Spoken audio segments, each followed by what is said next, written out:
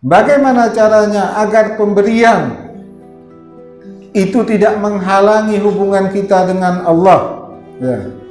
Terkadang istilahnya gini, ada orang kaya tapi lupa kepada Allah, itu jelas kehinaan. Ya. Susah tapi dekat dengan Allah, itu adalah mulia. Tapi ada yang satu lagi, senang dekat dengan Allah, kaya dekat dengan Allah, bahagia hidup mendekat dengan Allah. Nah, ini bagaimana caranya? Apabila kita memenuhi 3 adab ini, maka apapun pemberian yang Allah berikan kepada kita itu tidak akan jadi hijab. Malah pemberian itu semakin baik hubungan kita dengan Allah. Harta banyak, tapi kita semakin dekat, semakin cinta kepada Allah. Pemberian siapapun yang memberi kita tidak akan terhalang, tidak akan terhijab. Ulama mengatakan ada 3 adab.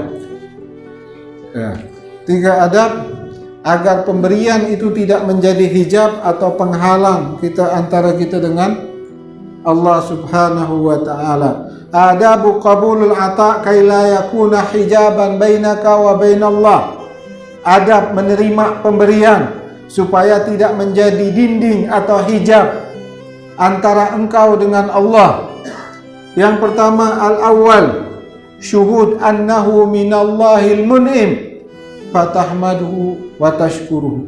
Yang pertama, engkau apabila kita menerima satu penerimaan, baik sedekah, hibah, hadiah, pembelian, maka kita menyaksikan bahwa itu adalah dari Allah yang memberikan nikmat tersebut.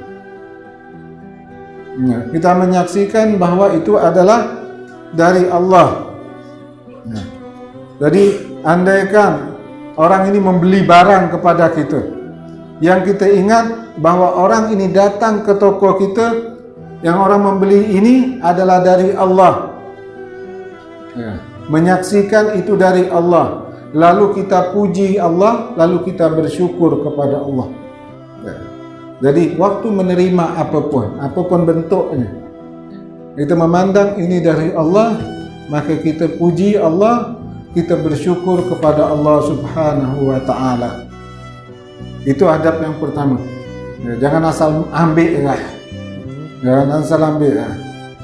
Arahkan. Maka ada perkataan, janganlah engkau menerima sesuatu sebelum engkau menerima bahwa yakinlah ini dari Allah, sehingga pemberian itu tidak menghalangi, tidak menghijab kita dengan Allah.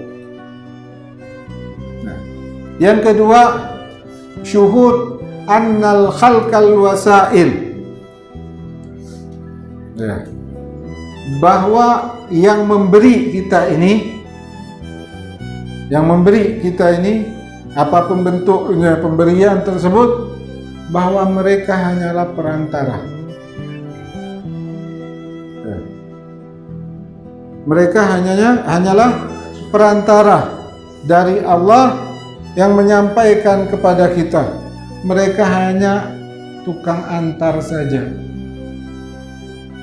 Nah, fatahmaduhum, tukang antar ini, perantara ini, kita puji, kita syukuri mereka. Bukan kita cela, kita puji dan kita syukuri mereka. Nah, bagaimana cara mensyukurnya? Bi antad walahum, doakan dia. Rasulullah sallallahu alaihi wasallam bersabda, man suniya ilaihim ma'ruf faqala li fa'ilihi jazakallahu khair faqad ablagha bisana. Barang siapa yang menyampaikan kepadanya kebaikan, ada seseorang menyampaikan kebaikan kepadanya, maka ucapkan kepada orang yang berbuat kebaikan kepada kita itu, orang yang mengantarnya itu, katakan jazakallahu khair, semoga Allah membalas kebaikan. Itu udah sangat memuji, udah jangan berlebihan lagi. Ketika kita berlebihan, udah nanti ini fulan, kalau dia tidak nolong, untung ada dia, untung ada ini. Udah seakan-akan makhluk. Udah. Hak manusia hanya kita bersyukur, kita doakan dia selesai. Dia hanya perantara. Ini dari Allah. Kalau kita berlebihan, kita lupa Allah, yang ada muka dia terus.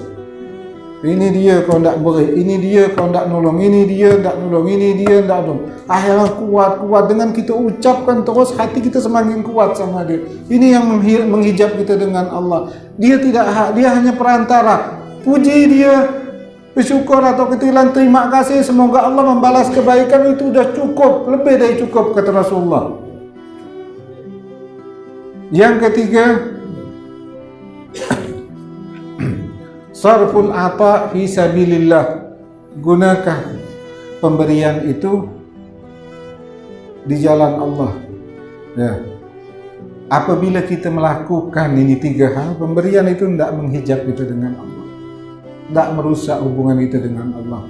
Walaupun 1000 miliar dia ngasih dan 100 miliar tidak merusak, hubungan dia.